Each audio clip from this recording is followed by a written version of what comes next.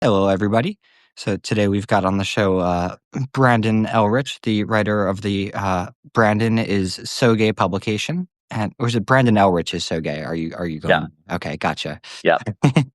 And if you want to introduce yourself at all and anything that you've been working on, feel free to go ahead, Brandon. Well, yes, my name is Brandon Elrich. Brandon Elrich is so gay. And a lot of what I'm doing right now is going live. I decided to go live every day of December, kind of to try to end the year on a good note and try to get more, subscribers, get more exposure and also help other people get a little more exposure too, because like at least three of the people I go live with this month have never been on a live video before. Oh, So fantastic. so I think that's kind of cool. And actually this morning was one of them. Ginger Cook, she had never done a live Hmm. Substack live. So she came on with me. And that was a lot of fun. It is Nice. always interesting seeing how people extend from their writing personas. There are quite a lot of people who've been very different and also very similar to how I would have expected them to be. Oh yeah. I don't know if I've met anybody that was super different. Everybody's kinda Mm. that's interesting. What kinda I don't know if you wanna elaborate on that, but how are people different than their writing personas? I think that as far as personality goes, the changes are fairly limited, but I notice a tendency in the professional world to use people's very earliest and best headshots. So Oh, wow. Of there's always course a there's yeah, there's often a bit of a discrepancy between the profile picture and the one in front of you on Zoom, but beyond that, Yeah. it's usually nothing all that major. Sometimes people who I think of as very very confident in their writing are a little bit more nervous than I might expect on a live actually. So Yeah. that's a good way in which people vary, I would say. Yeah, some people are really deliberate in their writing, but Yeah, it's a new kind of medium talking, and I know we've gotten a lot better over the last year doing all these lives and feeling a lot more of our real personality comes out because we've been just doing it so much, so yeah. there's that too. So what Brandon's doing is great. Bring more of these writers out here and have a safe space where people can have their first live because it really is fun. Yeah, I've really enjoyed it, and I try to do something different with every person. I'm not going to like talk about holiday traditions with every person I go live with. That's going to be really boring. But I I try to vary up the subjects and depending on what they do on Substack and that kind of thing, and ask them about and what their journey is like and all that kind of thing. So yeah, it's been fun. How thoroughly have you exhausted the Rob Reiner topic? Oof. I have not talked about that at all. Oh, really? Okay. So yeah. Yeah, just wanted to make sure you weren't rehashing too much territory because that was definitely something I don't know if eager is the right word to talk about, but it's always fun to talk about his movies, even if the circumstances for why we're doing so aren't Yeah. terrific. Right. Yeah. Yeah. Well, what he was a visionary. I mean, really great films. The Princess Bride is so fantastic, Oh and yes. Yeah. I love that that one. that's such a and would be an appropriate Christmas movie, I think. I mean, it's who doesn't have good family memories about that film?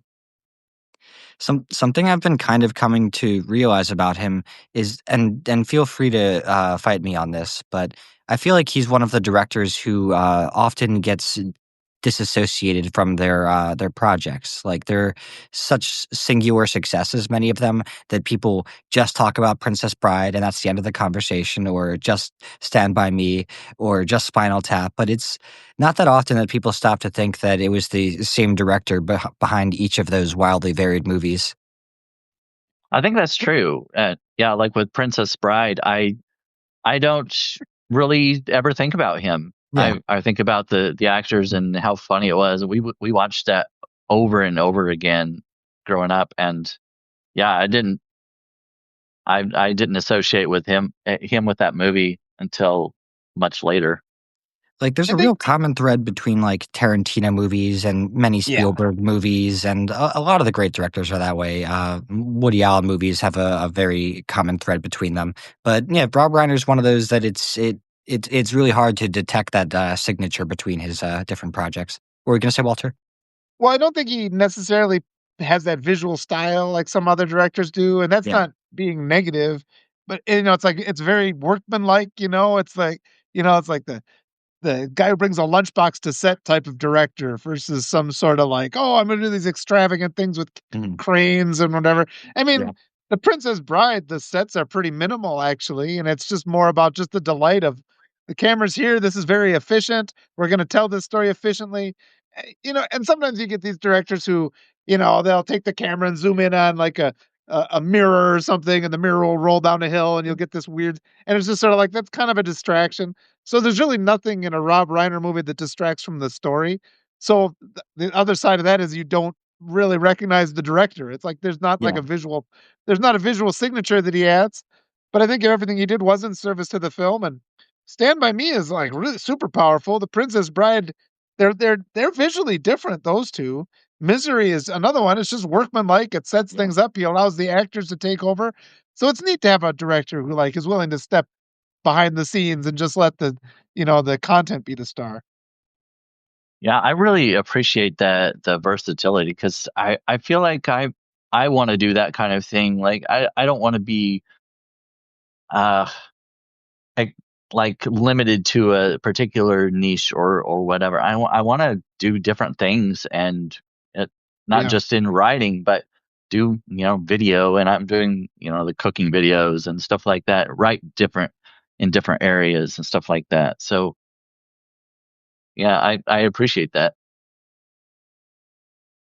Yeah, it's interesting that so many of those movies are considered masterpieces in their own right. But I really do feel like whenever Stand by Me comes up, it's just a, oh, have you seen Stand by Me? And the next person will just respond, oh yeah, of course. And then you can kind of just drift onto the next subject. But yeah, many conversations about other directors I feel like lend themselves to more of a, oh, let's talk about the Christopher Nolan trends and how Oppenheimer varies from Interstellar and yeah, things like that. Yeah.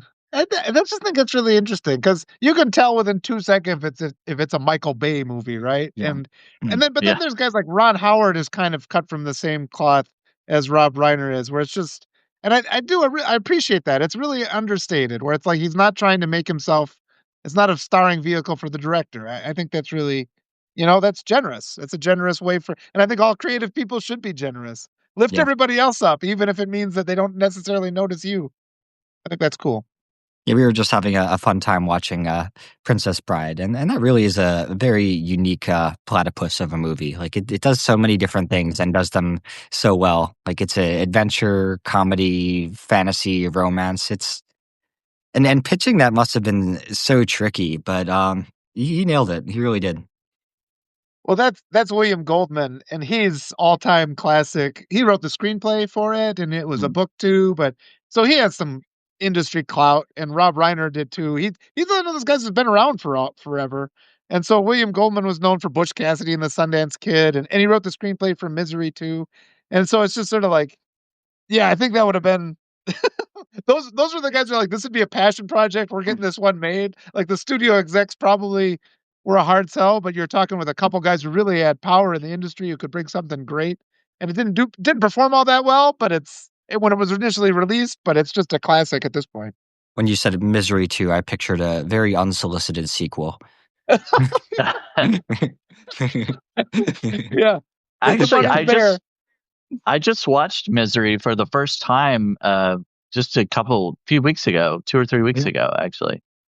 And yeah, it was it was pretty crazy. I mean, I'd heard of it before and heard about what the premise was and everything, so I kind of knew what it was getting into it, but pretty That's neat. disturbing. Is that your reaction? I mean, I watched it not too long ago with my kids, and it holds up pretty well. It's another one of those films that's mainly shot just in a couple rooms, so you could do it kind of Right. inexpensively. And I thought James Caan did a good job. Like, Kathy Bates steals the show, but James Caan gives her what she needs to play off, so he gives a nice subdued performance there too. But I don't, what other responses did you have to it? The obvious comparison is to Gerald's Game for me, and I think that it was a better version of that same premise, more or less, where the whole movie is confined to one small place. And I watched it last Halloween season, and I really enjoyed it. It didn't. absolutely changed my life, but really suspenseful, really well done. Not a lot I can think to change, and definitely has aged well. Yeah, I, I, it was cringe. It made me cringe a few times when I knew, like, he was trying to escape and things like that, and she was on her way back and things like that. Yeah, And I'm like, oh, what's she gonna do this time? I those are I think for me, the hardest one is when she makes him burn his manuscript, and that's the only manuscript yeah. he has, and you can Yeah, tell this is a writer's specifically a writer's, worst nightmare, like, trapped by and all my fans are wonderful, I love my fans, I'm sure they would never strap me down to a bed and burn my writing.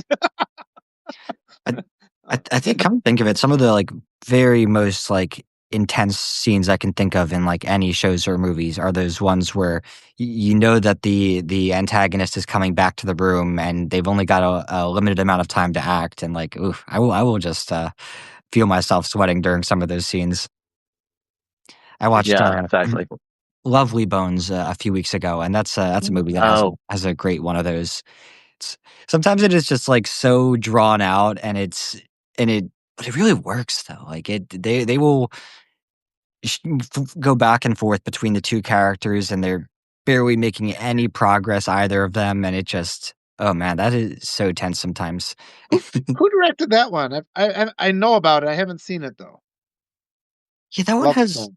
a kind of mixed reception, and I'm honestly blanking on the director. I know I got as far as looking it up and saying, "Oh," but, his name has since eluded me. Okay, gotcha. Are you Yeah, I've looking heard of that that. up now, That's Brendan? a good one for you? You directed like by it? Peter Jackson. Oh, Yeah, okay, I yeah, was that's gonna right, say that's Peter right. Jackson, so yeah, yeah. Nice. Yeah, I did see it. It's been a while, so I can't. I know I liked it. I thought it was a unique kind of film, but I just can't remember a whole lot about it right now.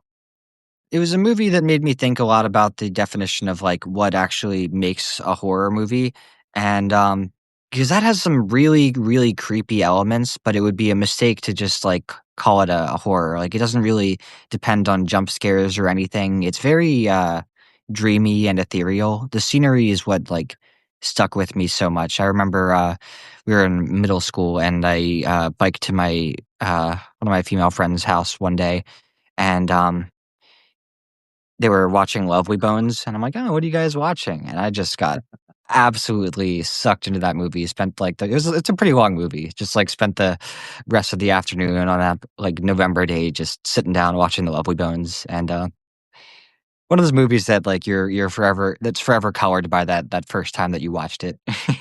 Yeah. Oh, how does it stand as a Christmas movie?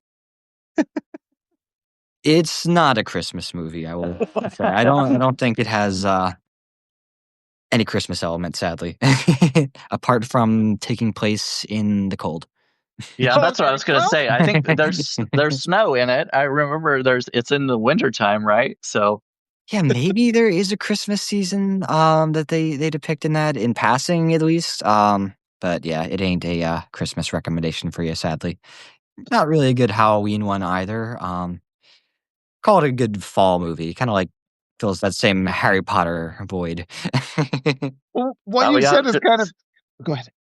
I will. Some people consider Harry Potter a Christmas movie. I do. I saw the other. I saw the best Christmas movies ever. It is Yeah. a documentary that came out just last year, and they they talk about a bunch of different ones. And I never considered Harry Potter a Christmas movie, but apparently a lot of people do. Well, it's because all these films were getting Christmas releases, and that happened with the Yeah, Lord of the Rings too. It's just sort huh. of like because people have time off, so there was like a good 10 or 20 years where it's like, "Oh, these are coming this Christmas." And I think that was true with the Harry Potter film. So we just even though the film isn't necessarily attached to that, Yeah. we the first time we saw it was and just like Ben said, the first time you see a film has such an impact to how just Yeah. your nostalgia for it. So yeah, there's a lot of weird movies. I mean, yeah, the Lord of the Rings ones too kind of make me think of Christmas, and they really don't have any right to, but Well, that's all right. somebody told me just the other day that in Lord of the Rings, the Fellowship of the Ring set out on Christmas Day, and Ah, I didn't yeah. realize that. So If, I guess there's a Christmas element, even though they don't really talk about it. But if I had to put my finger on why Harry Potter, at least, is so fondly remembered as a Christmas movie, I would say it's just the sheer magic of the way that they depict the holiday season. Because you're right, it isn't like an actual like through and through Christmas movie in the same way as like Home Alone Yeah. or uh, why am I blanking on literally any other Christmas movie at all? National It's a Wonderful Lampoon's Life. Christmas Vacation. Um, Yeah. yeah. um, but That's an example of how our brains work. You right. went straight to Wonderful Life. I went to National Lampoon. So But yeah, I think that like the 10 or 15 minutes that most of the movies do give to the Christmas season is enough that it just really fulfills that function for people. And just like the sheer back to school element, like they always do, yeah, I feel like they yeah. kind of protract the season a little bit right around Thanksgiving and Christmas. Yeah.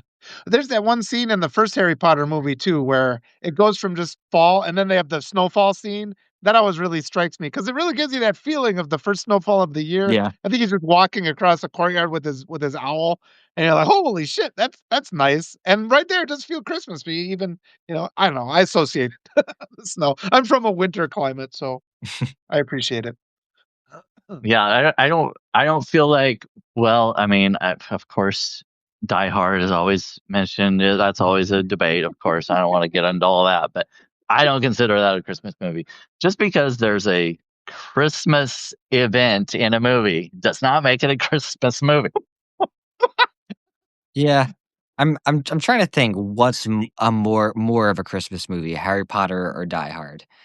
Oh, Because they both really technically aren't, but they still kind of are for me.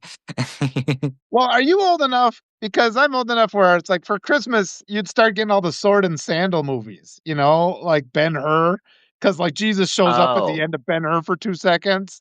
And so there would be all this. oh. So I would always argue that Conan the Barbarian is a Christmas movie because it's a sword and he gets crucified, but then I said, but he's not a wimp like Jesus. Instead of just pathetically dying on the cross, he bites the neck of a vulture. He pretends he's dead. He bites the neck of a vulture, drinks enough blood so he can survive until his magician friend resurrects him. So it has a resurrection. So Conan the Barbarian is the number one Christmas movie. No, I'll no, no, fight no. anybody. That's Easter. The resurrection. That's Christmas, Easter. That's same not story, Christmas. same story. Oh yeah, I'll have the death. Ah, That's right. That's right. hey, good counter argument. It's an Easter movie. Mm, Then I'll that's concede. right. Yeah, But is Conan usually the nobody listens Barbarian? to me to the end of that argument. So you're the first. But is Conan the Barbarian as good as the SpongeBob Christmas special? I haven't seen SpongeBob, but I just thought of the Critter Christmas, the South Park Critter Christmas. That one makes me happy. I Did you haven't see the seen this. I don't know if I saw the SpongeBob one or not. I don't think I did.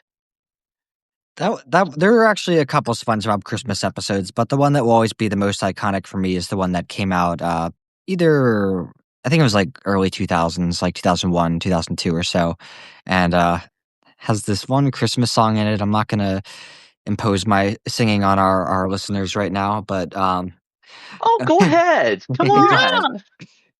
Yeah. it's shaping up to be a wonderful holiday. That's all you guys are getting for now.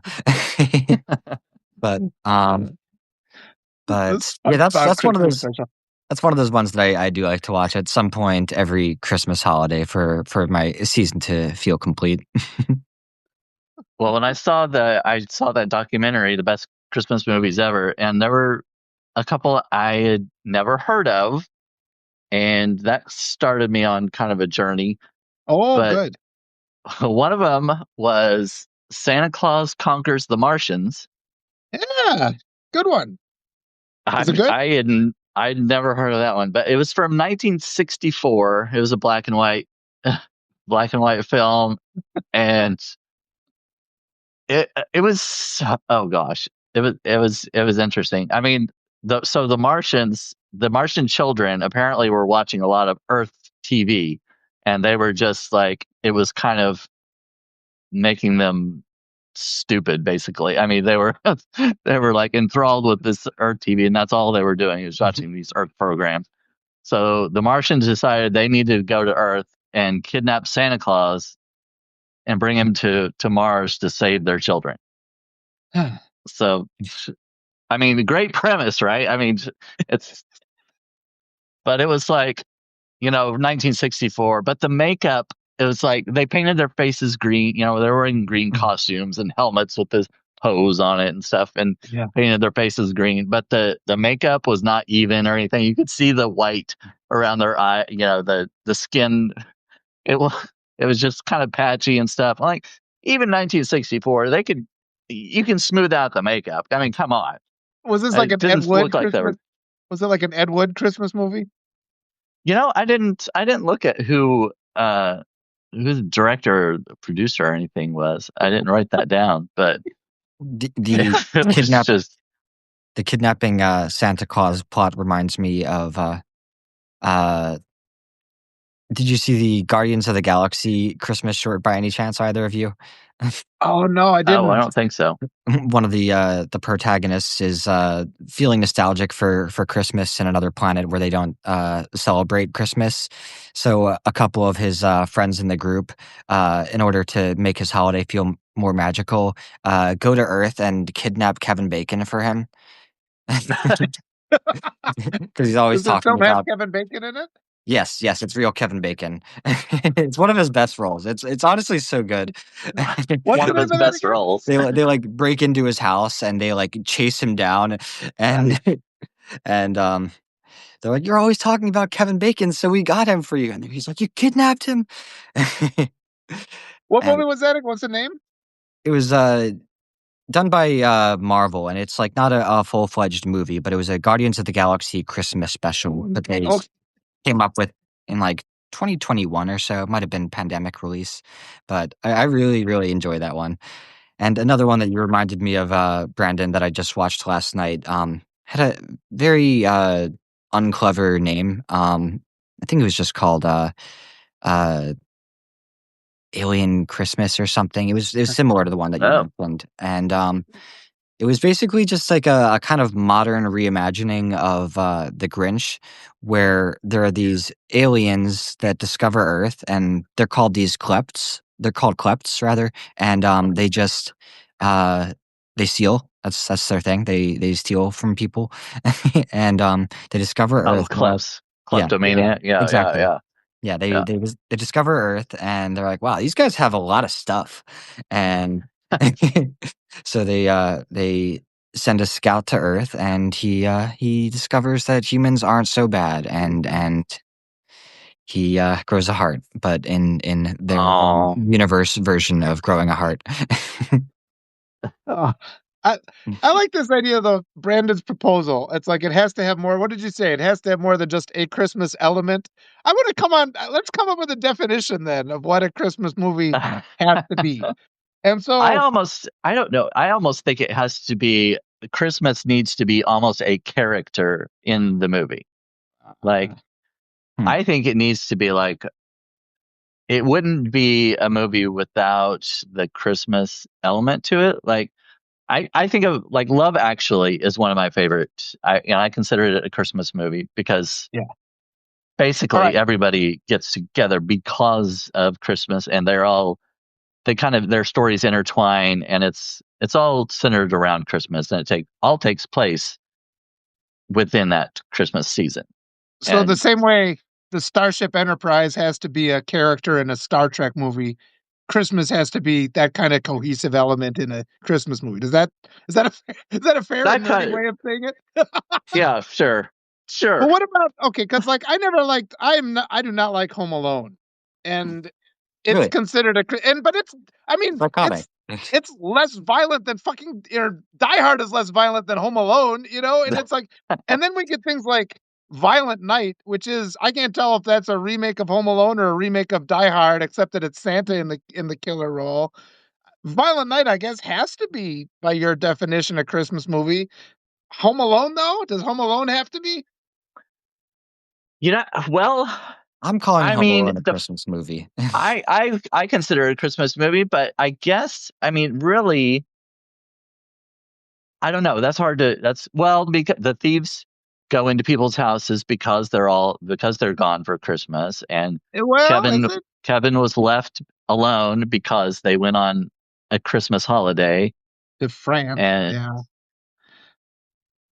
It's a Yeah. Christmas I just like it. I movie. like that we're pushing the boundaries. It's good. It's yeah. good. Well, speaking You of Violent Night, another one that I watched was Silent Night, Deadly Night. Yeah, Oh shit! Oh, Which one was it's that? not a I'm Christmas blanking. movie. That's just a horror movie. well, but I mean, it was Santa Claus was I mean, someone dressed as Santa Claus was the killer, Yeah. but yeah, it was disturbing. Actually, it was from 1984, Yeah. and well, they did a remake actually. I think it just came out this year, but the one I watched was the original one from 1984, and then there were like 4 sequels. There's Silent Night, Deadly Night 5. I think they went up to 5 of them. But anyway, it was this little kid. They're on their way home on Christmas Eve, and this guy dressed as Santa kills his parents, and It's he's like like, Batman, except the bad Batman. yeah, it was, and then the kid gets sent to this Catholic orphanage, and he gets abused by nuns, and it was just, I don't. There's a lot to it that I'm like, I don't. Yeah, this I is don't know fun. if that would be made today, actually. Yeah. But it was the '80s, and they did a lot of, Yeah. I know. You don't have to tell me. I lived through that. Yeah, that's just. yeah, And he kills him with an axe, right? yeah, yeah, He's an axe murderer. Not yeah. Well, enough axe murder. the original, the guy that killed his parents shot him with a gun, but then the kid grows up and he has PTSD, PTSD. Yeah. and he works for this department store, and they tell him he has to be the Santa. And so when he puts on this Trigger. Santa Yeah. uniform or thing, it triggers him, and he becomes the killer and kills everybody with an axe and stuff. So So where did we it's get the pretty axe? wild. Is it Oh, it was just I don't know. It was just convenient. It was there. I mean, okay? Okay. Funny. well, yeah, and yeah, he strangled one person, but so it's not, Oh, you know, is that early, or does he work himself up to becoming an axe murderer through strangulation in this Christmas no, film? no, it's just Okay. whatever's convenient. No, there was a cord there, and he used that, and there was an axe, and so you know, Oh you man, you use what you can, I guess. it's like MacGyver, a MacGyver killer Right? Christmas movie. Yeah, Yeah. good crossover. One fun action Christmas movie that I watched last holiday season that I think is at least 30% more Christmas than Die Hard is I think it was called Carry On, and it took place in an airport right around Christmas. I think in the immediate days leading up to it, and yeah, it feels a very similar void to Die Hard. I enjoyed that one Carry quite a On. bit. I Yeah, won't that spoil Netflix too one. much. Yeah, yeah. That was trying to It be. wasn't It was trying to groundbreaking. be Die Hard too bad. Yeah, Yeah, I it thought wasn't it was. groundbreaking. I liked it though. No, I was gonna I bring kind in of. Con Air. Con Air Oh, is because he's got as to a get that Christmas? bunny to his daughter. Oh Why couldn't God. you put the bunny back in the box? And I think there's a scene. It doesn't fit but this is my new Christmas movies because I like that's part of the Cage trilogy of awesome. I had my kids Oh, watch Face Off the other day, and oh even they were just gosh. like, "Daddy, this movie's just stupid. Are you serious? How could this even be a movie?" And they were just like, what was wrong with the '90s?" And it's just like this is peak Cage. And so you watch Con Air, The Rock, and Face Off. That's a nice little Christmas miracle, especially if you're tired of like the holiday, the Hallmark romance Christmas movies. That just balances it out. They throw in the ponies, I throw in Face Off, and then I emerge more or less sane. Not a Christmas Yeah, movie. I do avoid the Hallmark type movie. I really don't like this really Krampus. sappy, unrealistic, you know, romantic comedies where they, of course they're going to get together in the end and live happily ever after. That's not real. Yeah, Yeah, I want romance some is screaming. Yeah. romance is kind of one of my least favorite genres. I hate those like meet up at the airport at the moment before midnight type stereotypes. Never quite did it for me. There's some good ones like that, but then there's some that just take it to such an extreme. I Right. think there's kind of like finding that midpoint. Yeah. Yeah, Yeah. I agree with that. There are some like Love Actually, I think is a really good one. There's some because not they don't all end up together. Some of them end up heartbroken, which is Yeah. reality, you know. But then there's a lot of comedy and kind of warm, heartfelt moments and stuff. But I think it's a good one. I like thinking of that vein. Wimbledon with I think it's Paul Bettany, the guy who plays Vision. Is that his name? And that's a really sweet. I don't know if you've seen it, but Wimbledon's a nice, sweet like romance type movie. It's a sports romance. They're both tennis players, and it lands right. Where it's just like this isn't too extreme. This is just kind of fun, and I mean even Love Actually gets a little bit too. There's that one scene with the stalker scene, which is a little problematic when he shows up with the cards. You know what I'm talking about? I mean, I'd still like it, but at the same time, you're like, yeah, this is a little weird. He shows up, it's like, Shows I up want with you to know I think you're perfect. And oh she's right, really right, right. pretty. Yeah, Yeah, yeah, yeah. yeah, yeah. Well, I think it was during the pandemic, did you see the updated, like, they all got the cast together and they did like a Where Are They Now kind of thing Oh, where they all kind of, you see who ended up together and stuff like that. And it was just a short one. I think they put it out around Christmas time. It wasn't like a full movie, but I thought it okay. was pretty cool. It was like this is what happened to these characters type deal. Right, right, right. Yeah. And they had all of them, Keira Knightley and, Colin What did they Firth and do with them?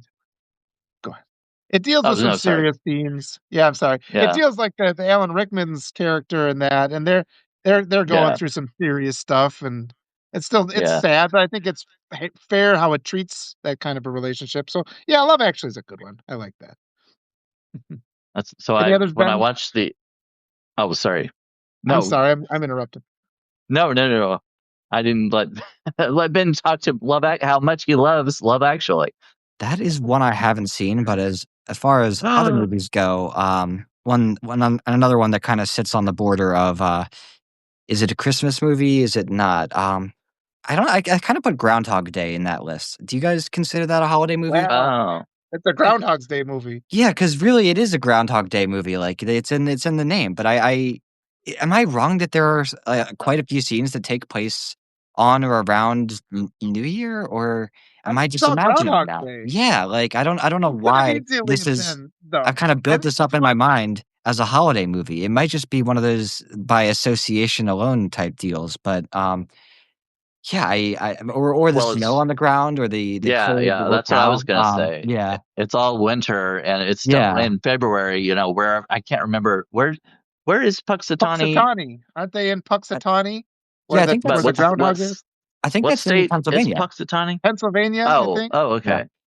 Yeah, so But Pennsylvania would still have snow in February a lot but of it's sort of times. like that has every element of a Christmas movie, but somebody's like, "Wait a minute, there's no specials for Groundhog's Day." Let's make a marketing decision. Make this the one movie that comes out Yeah. on Groundhog's Day. But yeah, you that could have been a Christmas movie easily. We might as well watch it Yeah. on Christmas. Yeah, that also So, does have so that Matt, what do you sentimentality, like the moral behind it feels very, Christmas adjacent, but, yeah, like, I'm stopping to think about it now, and, like, that movie definitely takes place entirely on Groundhog Day, doesn't Yeah. it? over and over and Right. over Over again? and over and over. Yeah. Yeah, it is basically a Scrooge movie though. I mean, Yes, because he's yes, this Yeah. grumpy guy, you know, and he kind of turns around and stuff. So I can see where you think that. yeah. What's your next one on your weird list, including Santa Saved the Martians or whatever it was? Yeah, well, so I watched the 2024 best Christmas movies ever, and then went back to 1964, and Silent Night, Deadly Night was 1984. So I Yeah, decided to stay on the four, you good. know, Good thinking. uh, Logical. the decades. So I went all the way back to 1934 and watched Wait. March of the Toy Soldiers, Oh which is Christ! I bet that was weird. it was a Laurel and Hardy film. So it was a comedy. Do you know who? Are you familiar with Laurel and Hardy? You know, Yeah, Yep, yep. I I'd say I am. Oh, he doesn't know they about were that a, already. oh yeah, they were a comedy duo, and they did a lot of films. But I remember them because my grandma used to have these uh, ventriloquist type dolls of Laurel and Hardy, and she had some of the black and white VHS tapes and stuff, and so I watched several of those, and they're funny. They're kind of on the line of Street Three Stooges, kind of, Yeah. that kind of humor, slapstick kind Okay. of. Yeah. But yeah, it wasn't bad. I mean, it was 1934, so you have to kind of keep that in mind when you're watching it with the graphics and all that kind of thing. But Sometimes I just feel like I'm trying too hard to force an appreciation. It's a Wonderful Life has been one of the very, very rare movies from throughout my life that's like pre 1960 that has really, really pulled me in and continued to be one of my favorite holiday movies.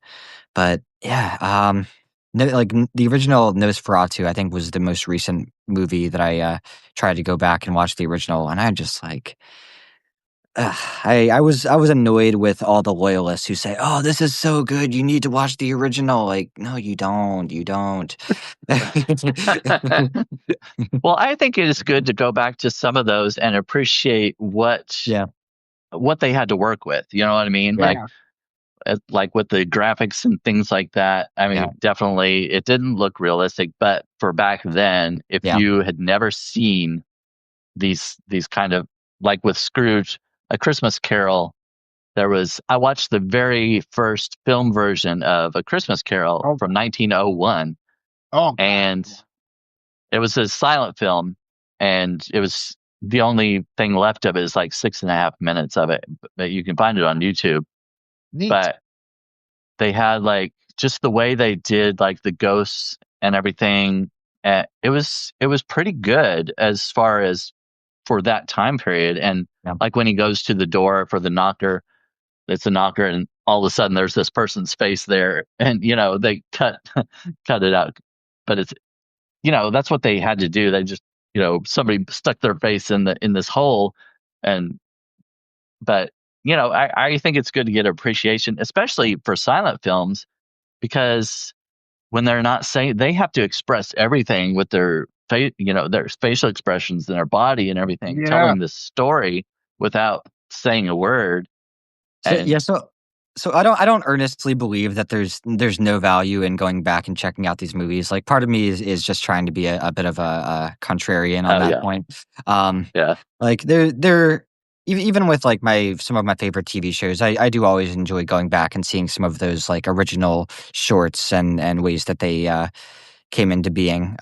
But I would have a hard time, like, watching an entire show of, for example, those original early 1990s, South Park shorts. Like, I'm happy to know that they exist, and it's fun to see how the show began, taking form, but it's not anything that I can watch an entire show of. So it's a pretty similar experience for me most of the time when I go back and watch really early cinema. Like, it's interesting and educational, and there are always elements that I can enjoy, but as far as just, like, outright immersion and, like, am I having a good time with this movie right now? Yeah, it doesn't happen all that well, often. I kind of agree with you on that. I mean, I don't watch a whole lot of older films and stuff, but like for the leading up to this, I was like, okay, I'm gonna go back and watch a Christmas movie in every decade. And Wow. Project.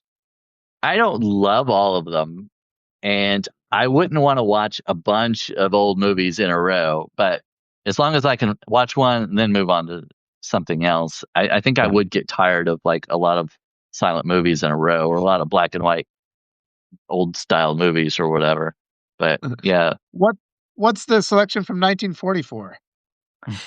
1940. I could not find a specifically Christmas movie from 1944. When I looked it up, the results were like there was this German film that was specifically Christmas, but that's the only one I could find. I had to skip that. I had to skip that one. Okay. So 54 then? What's next? I like this. 54. I did A Christmas Carol. That's Okay, it's the good. only I mean, there are like tons. Yeah. I mean, when I asked my Alexa, I asked how many versions of A Christmas Carol there were, and she said there were like over 400, Yeah. including films and TV and all this. So I only watched one version in this lineup, but it was a musical, and it was one of the few musical versions of A Christmas Carol that I've seen, Wow. and it was only 51 minutes. Wasn't very good. It cut out a lot of pieces from the original story. It was, just it was interesting, but it was just okay.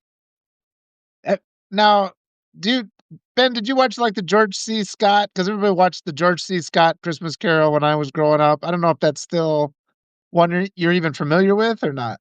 I want to say that I watched A Christmas Carol in seventh grade, and not very attentively. Yeah. It's kind of neat, isn't it? Because even up to when I was in school, that was probably the definitive Christmas story. And like you said, there's like 400 versions. So there's probably like 100 years where it's like Christmas Carol was the only story. And now it's like, not even really. It didn't even come to my mind. I was writing down all these notes and I didn't even think to write. I mean, there's the Muppets Christmas Carol now. So it's just sort of like, it's Yes, kind of been done. I love that one actually.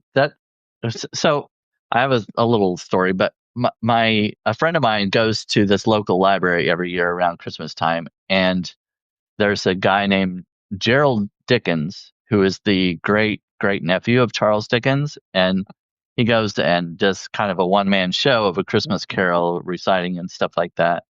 And she said, he takes questions from the audience or whatnot, and somebody asked him, what's the best version of A Christmas Carol?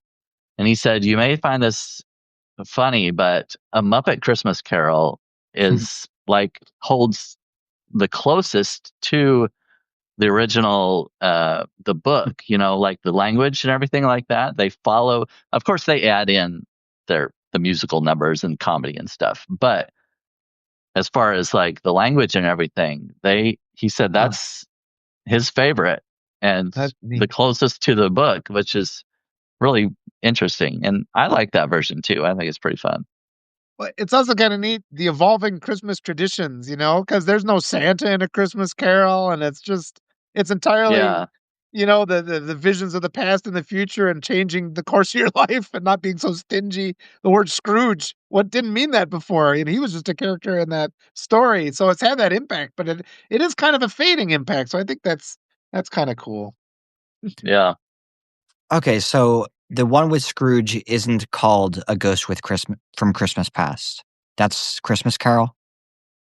Yeah, the Ghost of Christmas Past is a character in A Christmas Carol. Okay.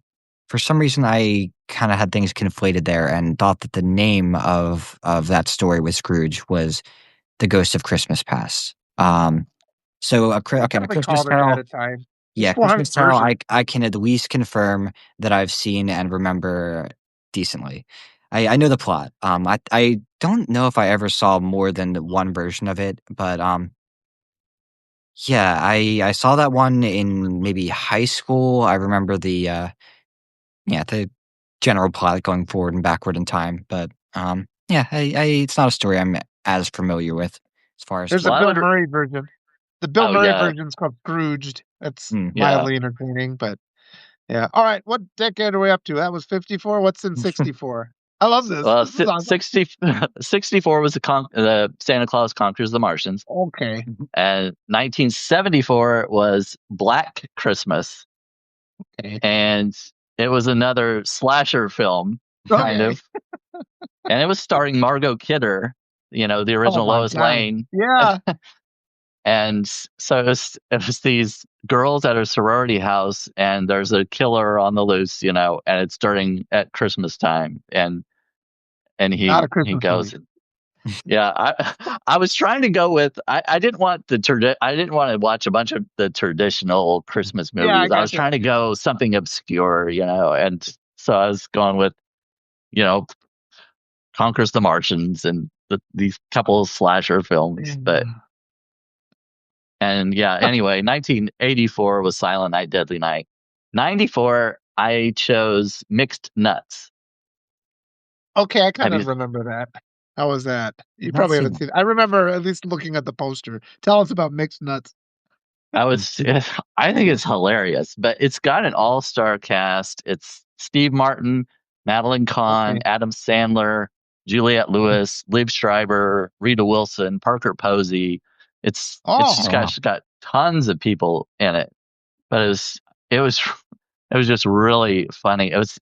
It's like this it's set with this call center, and Steve Martin and Madeline Kahn are part of this call center where they're taking calls from people who are depressed or whatever, and they're talking to him on the phone, and it's just some of the people they get involved personally with some of these people, and they're in this apartment building. They've got crazy neighbors, Adam Sandler being one of them, and it's it's just a lot of it's really a funny movie, but I'll it have to it find takes that. place at Christmas. But yeah, it's a good one.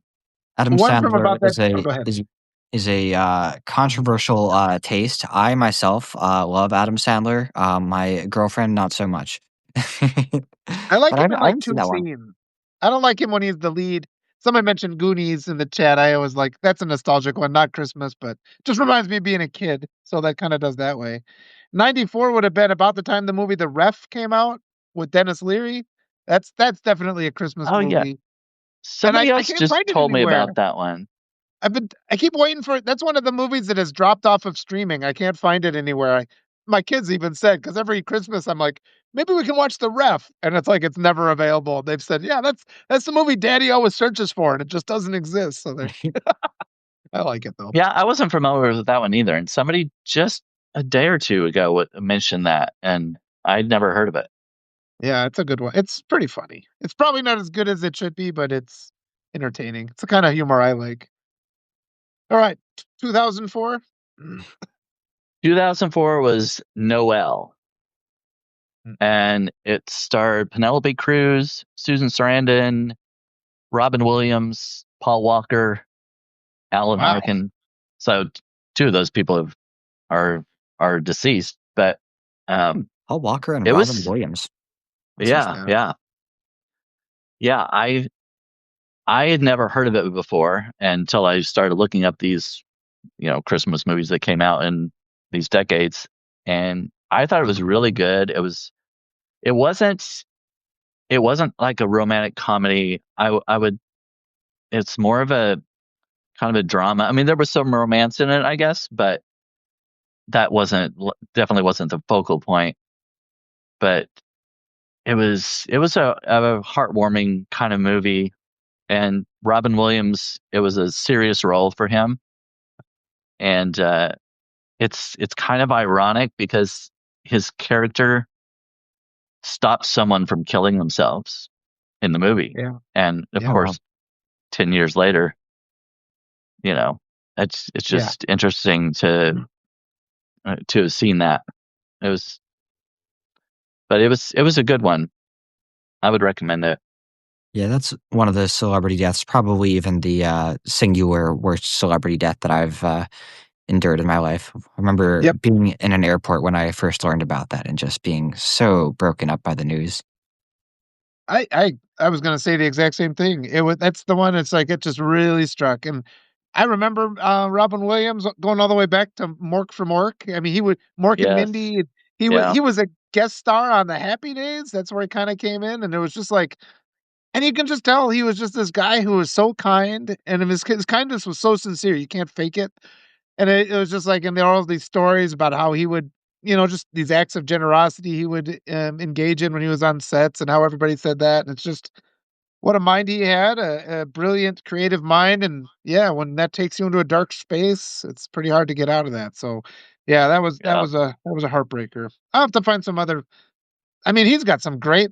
I mean, things like even The Fisher King could be considered a Christmas movie. I don't think it's, but I mean, it's Arthurian legend. It's got that. I'd have to watch that again. That's another one that's kinda hard to find. Do you guys know this? It's the Terry Gilliam movie with Jeff Bridges I've and heard of Robin it, but Williams. Yeah, I think I'm Oh, I've you heard familiar of with it, it. but I haven't seen it. it's a beautiful movie. I'll have to think of a couple other Robin Williams movies to watch. He's just worth revisiting. He does a Peter Pan. I guess that was probably, but I don't think anybody likes that Yeah. version of Peter Pan. Hook. Yeah. I thought it was a good one, but I kind of grew up on that one. I have yeah. positive feelings about that one. Yeah, I Somebody said. enjoyed it. All right, what are we up to? 2014.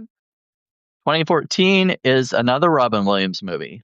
It's A Merry Friggin' Christmas. How was that one?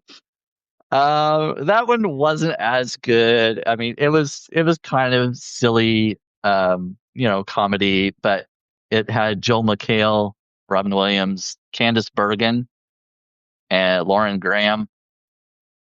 But yeah, it was just kind of a silly, Robin Williams played kind of I would say almost kind of like a white trash kind of guy family and he didn't, his son was played by Joel McHale. They didn't get along and they kind of separated it, kind of were estranged in some ways. And then they came back at Christmas and, it was Yeah. kind of one of those, Yeah. I'm sure what Yeah. happens, Paint obviously. by Numbers Christmas Story. Yeah. But actually, that was one of the last films that he did because that was in 2014, which is the year that he died. So it was one of because he did several in a row around that time, and that was one of his last. Huh.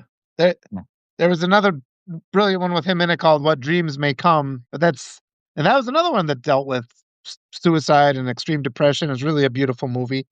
Not necessarily a Christmas movie. But it's interesting though, you looking at it from this perspective of 100 years of Christmas movies by decades, because it's like you do kind of get into the scene where it's like it's again and again, like all these things come up, and you're just sort of like get kind of like, ugh. It's like a completely new take on Christmas starts to be kind of a fun Yeah. thing.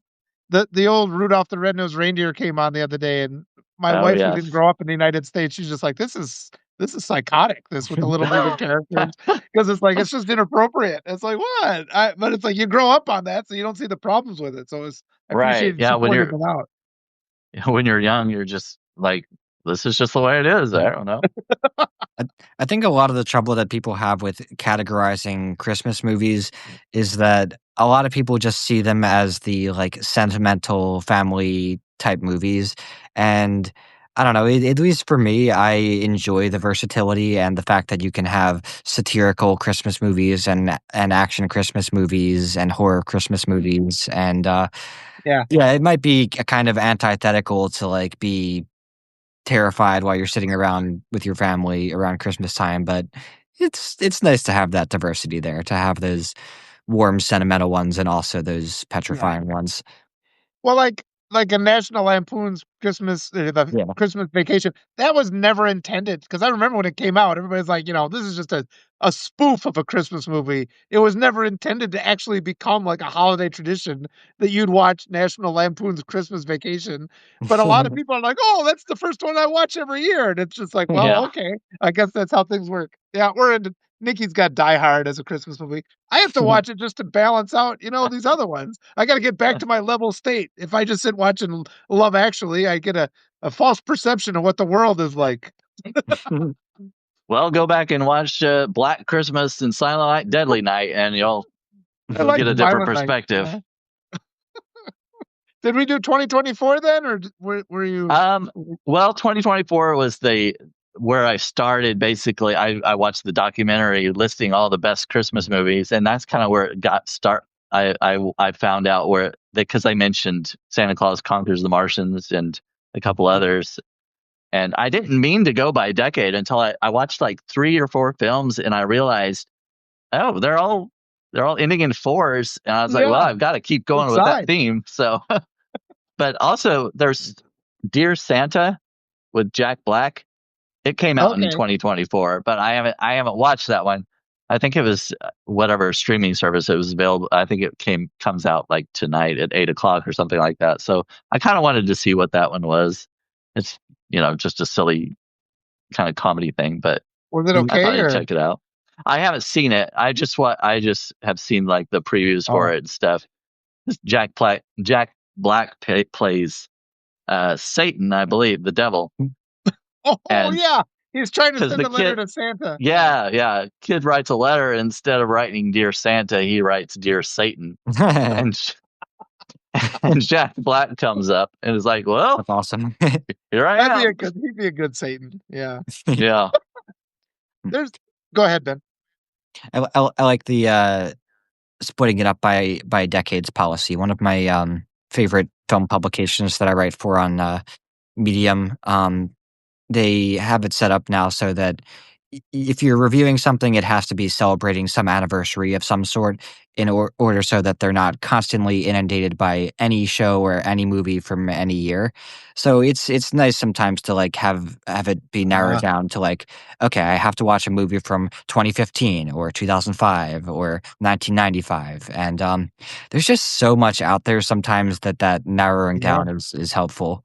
Because if you're really just like every time you go to watch a movie, you're confronted with the bulk of what's out there, then yeah, it's not hard to see why people can get analysis paralysis when they're dealing with these streaming platforms. yeah. Yeah. That's one Even thing if I you. kind of had some trouble with when I was thinking about holiday movies and stuff. And there's so many. I'm like, how am I gonna? I started looking. I'm like, how am I even gonna search for them? Because I didn't want to do all of the traditional Frosty and Rudolph and Christmas Carol, although I did watch one of them. But yeah, I wanted to do kind of obscure and ones that maybe nobody's heard of. And so I think I got a few of them, you know?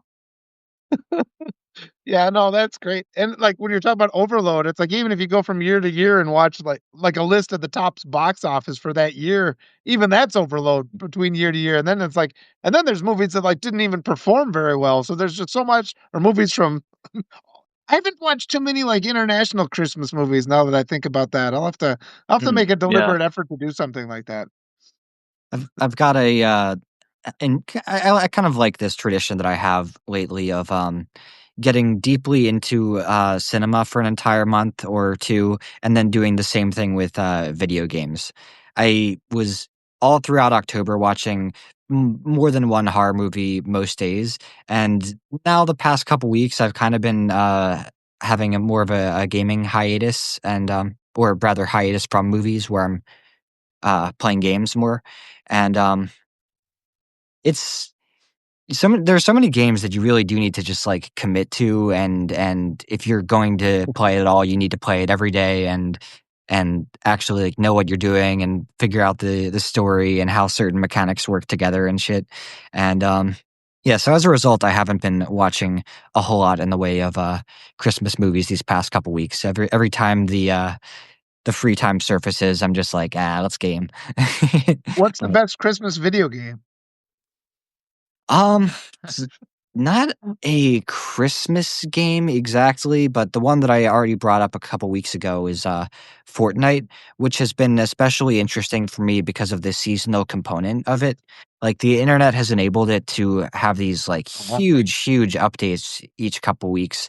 So now it's a like more winter wonderland themed place that you're playing on than it was a couple weeks ago. And before that, it was like all Simpsons themed, and sometimes there are Marvel themes, and it's very interesting just how much it's changed over the years. Because it used to be the case that any game, as it would come out, it would just always be known that way forever moving forward. And yeah, now it's this game is something entirely different in October from November, from December, from January, and I don't know if I'm going to continue to play it as obsessively as I am now, but that component of it has been really interesting for me. I didn't expect to be so interested by it.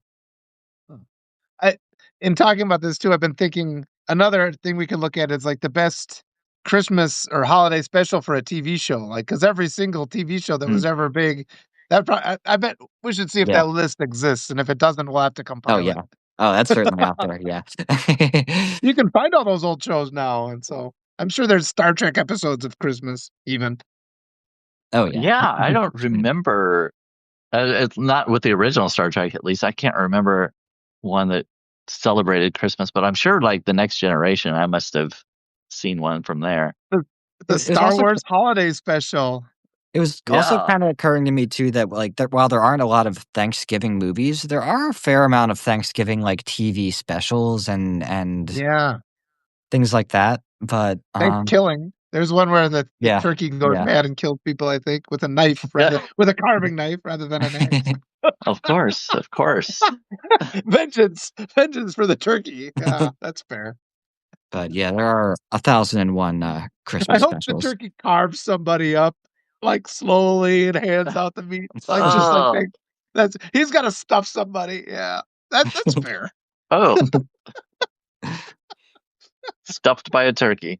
The world needs that. We should be considering the perspective of the turkey, you know? He's one of the ones that got pardoned. Like, he got pardoned, and he's just like, "Vengeance for the turkeys." I don't know. This probably doesn't Yeah.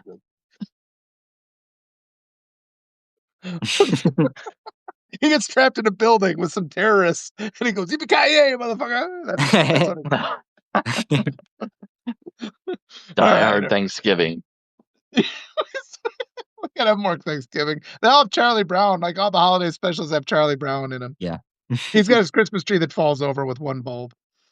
Also I on like the Charlie subject Brown. of, Christmas movies and things that are, seasonally thematic, the there is always the, Charlie Brown Christmas song, but for me, that's never had as much of a Christmas energy as the just regular Yeah. like, Linus and Lucy is such a good song, I love that song. But, yeah, the Christmas one's a little bit too, melancholic for me, I like the Yeah, warmth they're by all the kinda sad. fireplace aspect of the just general theme, I don't know. Yeah. No, Charlie Brown is always depressing somehow. I don't know Yeah. why. The one where he has to Well, give he's his dog back. It's like, come on. That's worse than Bambi. It's like your mother dying is second to having to give back your dog. So well, we can do he's that. always getting the short end of the stick. You know, that Yeah. football is always being pulled out, landing on his back, and They never did let him kick it. Like never even once. It's like just close that loop in our psyche, please. Just make him yeah. like they're like, nope, that's always a failure. That's a thing that exists. You never have satisfaction. Thanks a No, lot. sometimes that's reality. Oh man. We get enough reality in real life. I want some fantasy. Yeah. Oh boy. All right. No more. We're over our time a little bit. Any closing thoughts on our Christmas recommendations? I said Con Air and the Cage trilogy. I think everybody needs that. I think we've Yeah. got a pretty healthy list for people, I don't know if I've got Yeah. anything too immediate to contribute. I gotta start watching some more holiday movies this next week. That 8-bit Christmas movie is really 8-bit Christmas, the one where they get the That Nintendo, that one was really good. that's one of my favorite ones, and it was so Christmas overdue, like, Story. us gamers don't have, enough, devoted Christmas stories, but, like, the magic of getting a first console or any console at all around Christmas time, Yeah. man, it really is Yeah. something special that I feel like non-gamers didn't get to appreciate quite as much because that is Oh, just yeah. objectively the best present. And having Yeah. some That's jerk in the neighborhood who refuses to let you play the game, like, Right. that was way too real. It's like, Yeah. "No, I hate that guy."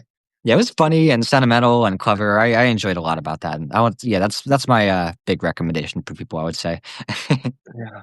yeah. Christmas time was the only time we got any kind of gaming system. You know, Yeah, yeah. because that was a big deal. That was your big Christmas gift. Yep, yep. And then it was broken by the time Christmas was over. Oh, now I Very get to frustrating things with the TV. Yeah. Now I get to quickly clear up this ambiguity because you were talking in one of, your own live shows, Brandon, about, best Christmas presents, and I said in your chat, "Nintendo 64!" And for anyone who doesn't know the reference, there's this, you can look it up on YouTube, Nintendo 64 kid. There's this, little kid who gets a Nintendo 64 at Christmas in, like, the '90s, and he's with his sister, and he just goes, "A Okay. Nintendo 64! A Nintendo 60" It's so cute. Yeah, I But, remember you mentioning that. It's yeah, like you got to say it like the kid. I'm like, right. I don't know that one. But, yeah, that was, me getting my own consoles at Christmas time that spoke to me a little too much. But anyway, quick YouTube recommendation for people if, you don't have the, time for a movie. Yeah. Christmas memories. Right. I watch stuff for the ads these days, the old ads from the 80s. That brings back more nostalgia than the films. Oh yeah. I'm kind of surprised I didn't know the Nintendo 64 reference though, because I watched a lot of TV. Well, anyway, thank you everybody for joining us today. It has been a lovely talk as always, and happy holidays. Yep. Happy holidays, everybody. Thanks for being here. Bye, Yeah, guys. thank you, Ben and Walter. I really enjoyed my little romp through Christmas movies. Yeah, these are You always did a fun. great job. It's so great when somebody's organized and prepared. Yeah. Great. Thank you. I wish I had more of that in my life. Thanks. All right. See you. Bye. Bye, guys.